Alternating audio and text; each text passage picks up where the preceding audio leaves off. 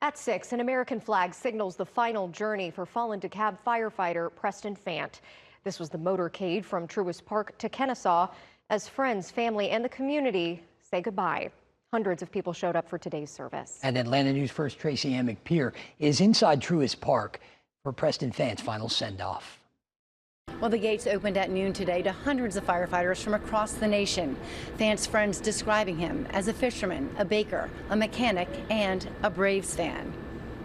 So Truist Park was a fitting place to pay tribute to the 53-year-old killed in the line of duty on September 8th, fighting a warehouse fire. And his fellow firefighters and family shared that the fact that Fant died while saving another firefighter was a testament to his character, putting others first and giving his all. Being a firefighter wasn't just his job, it was his calling.